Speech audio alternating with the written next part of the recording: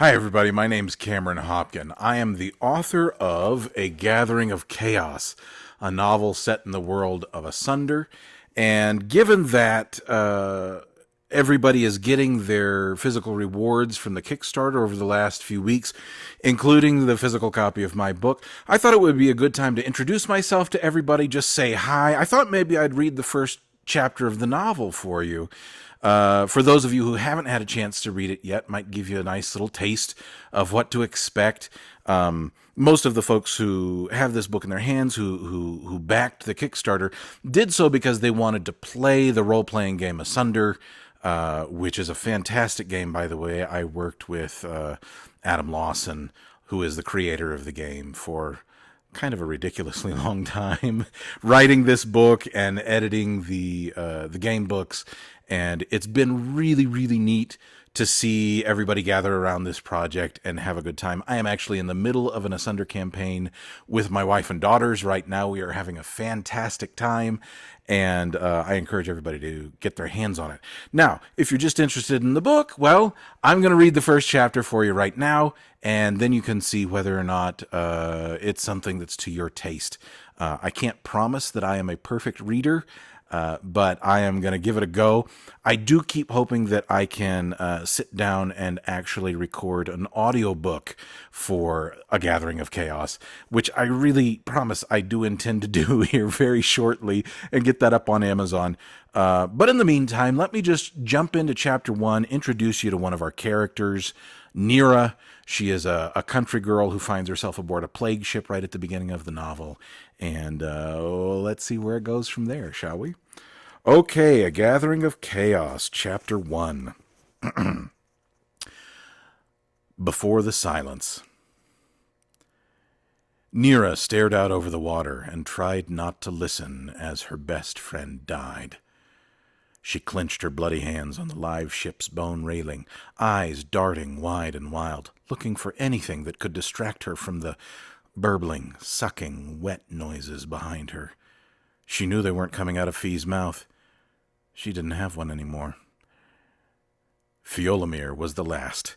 The others had all fallen blessedly silent after what felt like hours of screaming, shrieking, and other noises that became less and less human the longer they went on. Nira thought at some point she'd heard some sort of shrill trumpeting, but she hadn't had the courage to look for the source. Fee was the only one she knew on the ship, the only other one aboard who'd escaped from the backwater cult that ruled their seaside village. Together they were going to find recruiters and join the Bone Army in Far East. They'd sworn it to each other. They'd even started training together. And now the bitch won't do the decent thing and just die already. She bit her lip hard against the horrific thought, but it wouldn't leave her. The sounds were driving her insane. It sounded as if the blood were bubbling through 2 air pipes instead of 1, and Nira didn't want to think about where the exit holes might be. She passed a shaking hand over her brow and realized she'd just smeared a bold red stripe across her brown skin with Fee's blood. Like a painted beast rider. A hysterical giggle welled up at the thought, and even though she heard how crazy she sounded, at least it was a brief moment where she couldn't hear the breathing. She looked out over the water and realized she could see the port of Far East drawing nearer. She'd been looking right at it for several minutes without seeing it. Land ho, she thought. No point in saying it aloud. That was the seafarer's job, and they were all quivering masses of meat and bone somewhere on the deck behind her. She could tell Far East was a shit place even from this far out. The docks were embarrassingly small for what was supposed to be one of the great cities of the mainland. She cast her desperate gaze onto the towering, tottering sentinel of Far East off to her right. The stone soldier and his crumbling trident stood in the mouth of the harbor on a little rocky islet only a few meters above the waves. He was covered in moss and bird droppings, and the whole thing listed noticeably to the left. Scaffolding skirted the statue's legs, but as she sailed past, the only workers Nira could see were on their backs, smoking blue hash and staring at the sky. They were enjoying the potent drug so much they didn't even notice the ship of horrors as it churned past. Their attitude seemed a fitting welcome to the city.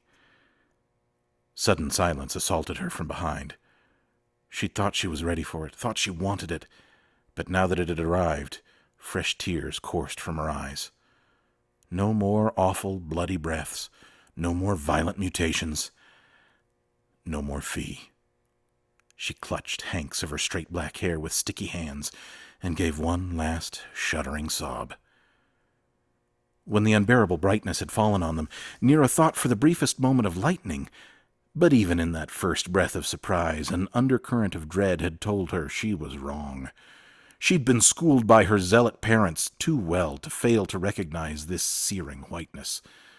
It lasted longer than lightning ever could, and it made not the slightest sound. Nera had laughed bitterly at the irony of it all, and waited for the burning. It never came. Instead, there was a purple afterimage of the sky that dazzled her eyes as the brightness died, followed by the murmurs and confusion of the seafarers that had taken them on as passengers. Only Fee understood what had happened, and as soon as she could see again, Nera locked hands with the girl and waited. She'd been the best friend a runaway disbeliever could ask for. Then came the screaming that started low and ratcheted ever higher, sounds of agony and disbelief that couldn't be held back as the bodies of every soul on board began to mutate and twist from within. The boatswain, who had flirted so insistently with Nera, even giving her his coral dagger, came flailing past, his fingers suddenly too long, boneless, and growing suction cups. His eyes were wide and his breath panicked. These were not the usual adaptations the seafarers had from living on the shifting oceans, such as an extra arm or gills or fins shaped to aid them in their work. No, this was all at once, changes shaped by a blind sculptor frothing with madness. The boatswain only made it a few more steps before his legs fell free from his body, a mass of wriggling tentacles bursting out of his pant legs. On the far side of the Seafarer live ship, Nera caught sight of the captain as he tore off his shirt, exposing multiple clusters of eyes that erupted from the surface of his torso, only to explode like swollen cysts. The screaming grew on all sides. Nera and Fee huddled together at the prow, hugging each other and hiding their faces.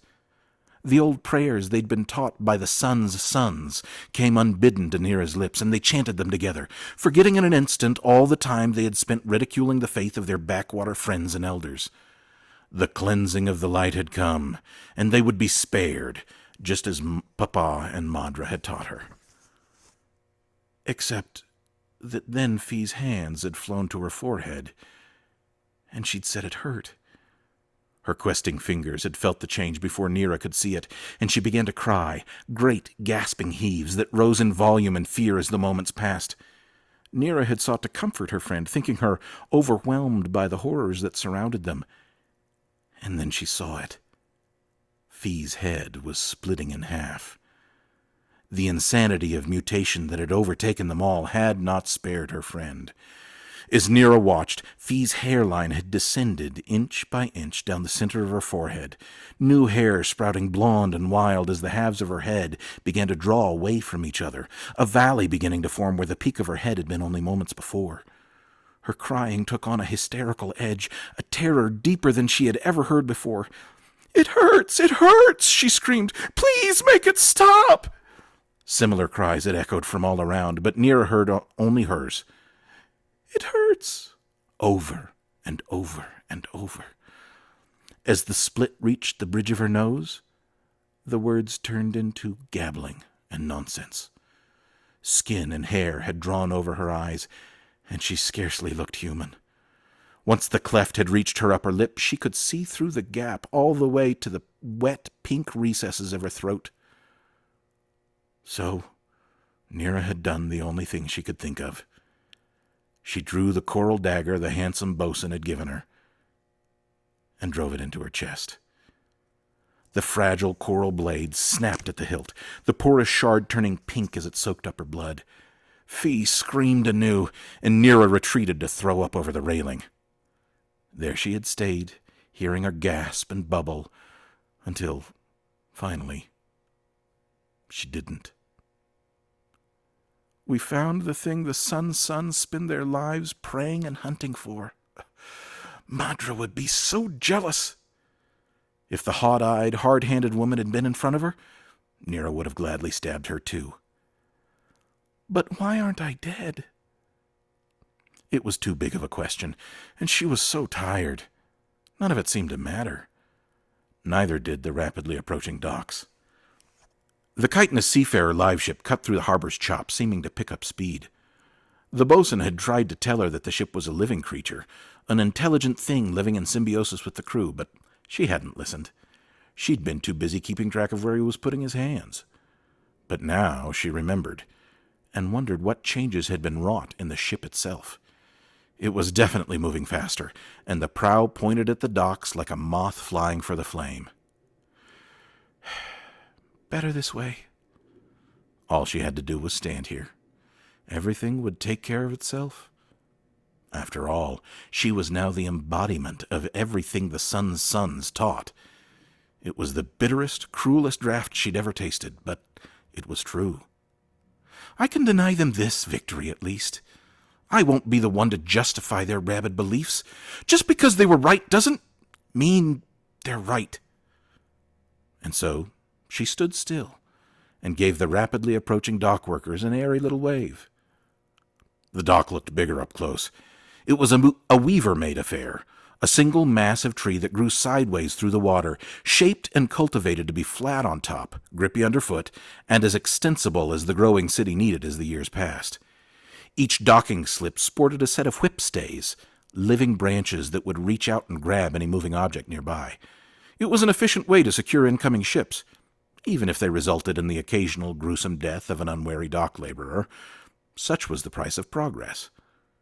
As the live ship streaked into reach, the whipstays darted out and lashed themselves around the ship's crustacean shell cleats along the starboard gunwale.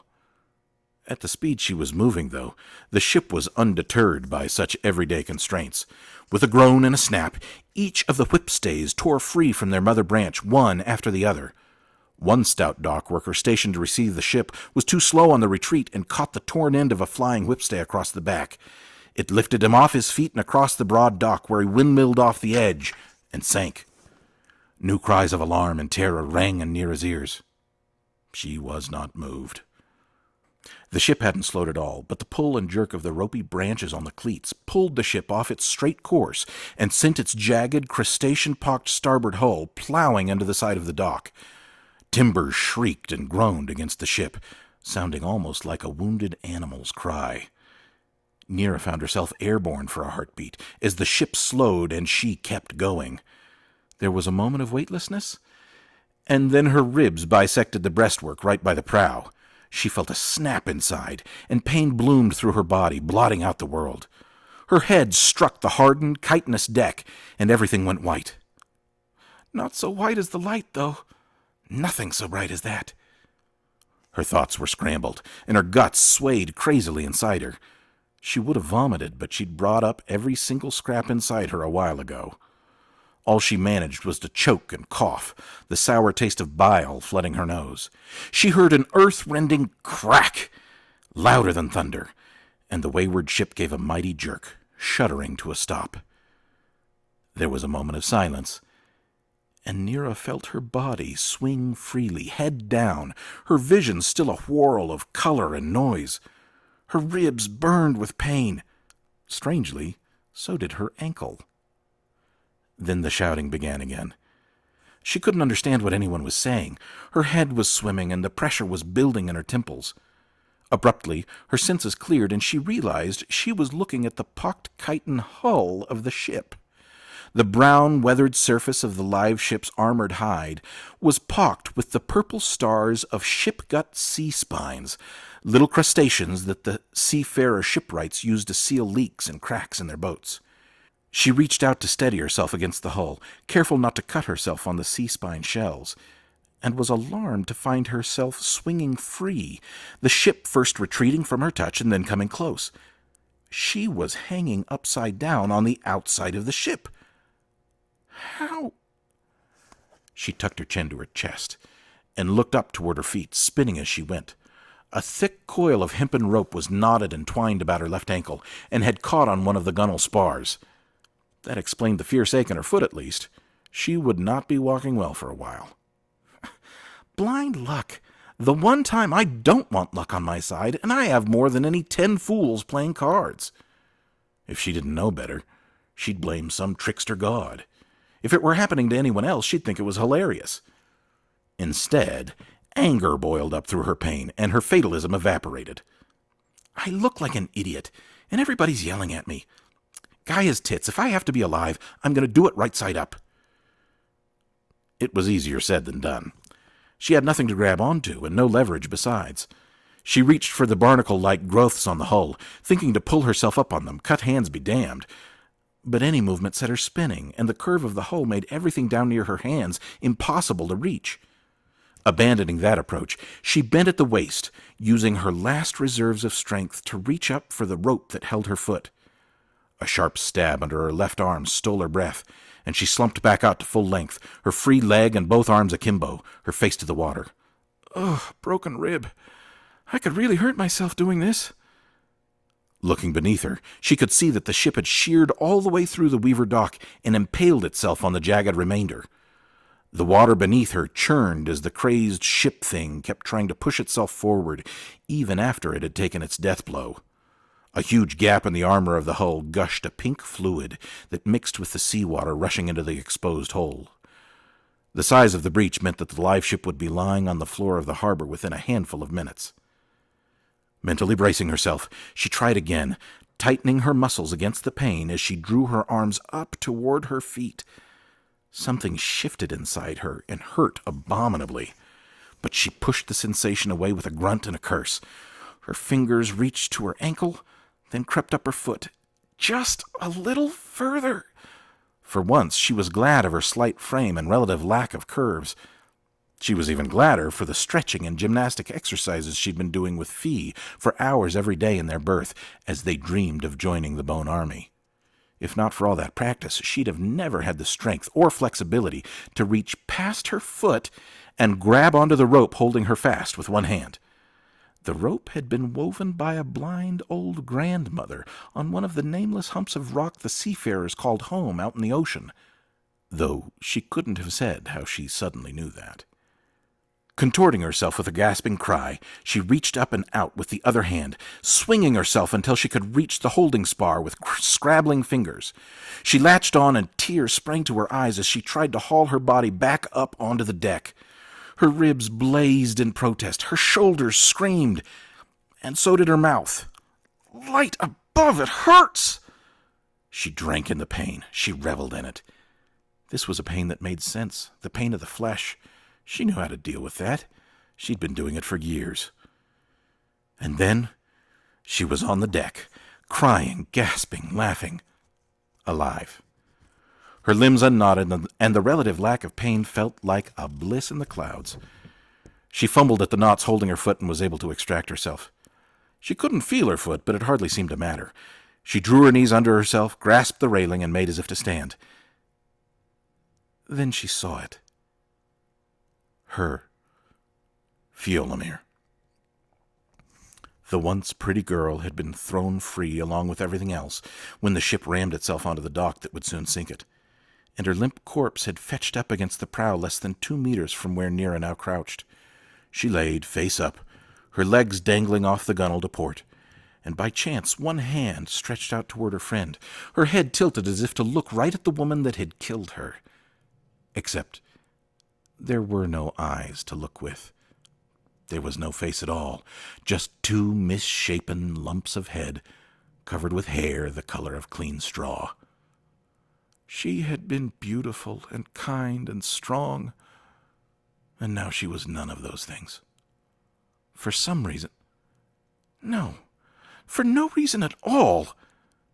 Nira was whole and untouched. If she could have had all the sun's sons in front of her, she'd have set them all on fire and danced on their ashes. Instead, she turned away, burying her friend in a shallow grave in the back of her mind. She crawled to the rope ladder stowed amidships, grateful for the first time to the dead boatswain for the extensive tour of the ship with which he'd tried to impress her. The linen of her loose pants was soaked in gore from knee to ankle by the time she made it back to the railing. She was careful to move far enough forward that the ladder would land on the mangled dock instead of dropping her in the bay. She was in no shape to tangle with the sea serpent hatchlings that scavenged the bay. Over the railing she went, grunting and cursing, seeking out the loose rungs in the hemp with the bare toes of her good foot, trying to keep her weight off both the bad ankle and her upper body as well. It was tricky, and she was mostly unsuccessful, but after an agonizing 2 minutes, she dangled free from the end of the ladder and let herself drop the last 2 meters onto the dock. She led with her good foot and landed in a heap on the flat wooden surface. With her cheek pressed against the dock, she had the perfect view to admire the evenness of the perfect symmetrical grooves grown into the wood that gave a good barky grip underfoot while allowing water to drain off the sides. Geniuses, those weavers. Should have grown up with them instead. Even if they did make me pray to their shit goddess Gaia. She hauled herself to her feet and found she had reached the end of her strength. She swayed and braced herself against the shattered bulk of the hull beside her. She could hear the sucking sounds of water coursing into the ship, now sitting much lower in the water. The pink fluid had darkened to a wine red and was mixing with the froth like blood. Maybe that's what it is. Die and be gone, ship. I wish I'd never set foot on you. The dock near her was empty. All the displaced workers crouched a stone's throw away on the main dock, with wide eyes and mouths full of quiet curses. A short, fat man was threading his way through the mass and making his furious way toward her. His paunch bounced and swayed as he jogged from one junction to the next. His face was flushed red above the tight collar of his fine coat, and his bald, shiny head was sweating profusely. Nira felt nothing as he approached. Not fear, nor hope, nor despair. After what she'd seen, she'd never feel anything again. She saw the carved stone amulet bouncing on the man's chest as he drew near. Dockmaster. He had an abacus fused to the fleshy back of his left hand. She'd never seen anyone do that before. The thought of having to spend so much time doing figures that one needed a calculator quite literally at hand every moment made her a little sick. He took a cursory glance at the sinking ship and fixed his beady pig eyes on her, swelling like a puffer as he prepared for a mighty tirade. "Severing the dock? Goods thrown in the bay? Days of work lost! I'll have the crew in chains and the captain hanged! Where is the blighted man? I'll have his money, and then I'll have his head. Does he mean to let everyone go down with the ship? Get him on the dock at once, you skinny whores, get!" She couldn't help it. She laughed. It was a tired, thin little chuckle. She knew it was exactly the wrong thing to do in this situation, but she hadn't the strength to hold it back. The dockmaster swelled even further in indignation. "Gonna pop like an overfilled grunter's bladder." That made her laugh even harder. His lip twisting, he reached out and slapped her. She coughed and laughed more. "Shut up, you chogger! I won't have it!" He took her rough-spun shirt in his fist and shook her hard. She gasped in pain as her ribs shifted and she sagged against him. With a snort of disgust, he shook her off and let her fall. "Where's the captain?" She couldn't muster the energy to stand again. From where she lay on her back, she simply pointed down the length of the ship and forced the words out. "He's dead. All dead." Confused, he glanced at the ship, and as his eyes took in the information they had previously denied, his jaw dropped and his jowls quivered. Another body had fetched up against the railing further astern. An arm hung over the gunwale, and the fingers looked too long. A closer look showed bones erupting from the fingertips like talons. Spurs of bone jutted like obscene spines all along the length of the forearm, and it dripped blood. The man's back was pressed against the railing uprights. The first mate? He had a shirt like that. And there was a profusion of extruded ribs puncturing the cloth. One had curved up to pierce his neck. His face was blessedly turned away, but it looked like he had grown horns. "Gaia, protect us," the fat man whispered. His mouth opened and closed and opened again, at a loss for words. He couldn't look away. "Gaia, hold and preserve us." He turned to her, his face a mask of fear and disgust. "Dear goddess, what happened here?" Prostrate on the dock, smeared with blood and worse, hurt, cold, and alone, Nira closed her eyes and saw once more the brilliant shaft of light that had speared down from the heavens and caught them on the water, changing everything. It was the light, she sighed. We got caught in the pure light. Okay, that's the end of chapter 1. I hope you enjoyed it. So that's one of 4 main characters, 4 viewpoint characters in this book. And the chapters sort of shift between them as they live their own lives and then come together. If anybody's interested, go ahead and leave a comment below here on YouTube. And if there's enough folks that want, I will read the next few chapters. Maybe I'll get the first chapter of each person, 4 chapters, and get you started on this book. If you are interested in getting the book, hopefully most everybody who's watching this right now has got their copy already as a part of their Kickstarter rewards that are shipping out. But if you are finding this later and you've never had the chance to read A Gathering of Chaos before or get started on Asunder, you can find the novel on Amazon. It's on Kindle Unlimited. If you have Kindle Unlimited, it's free to read. Or if you want a physical copy like I'm holding here, you can go to the Gifted Rebels website, to their shop, and buy hard copies there. And I will put the link in the description below for that. All right. It's super great to get the chance to say hi to everybody. I hope you really enjoy the book, and I look forward to doing this again. Talk to you soon.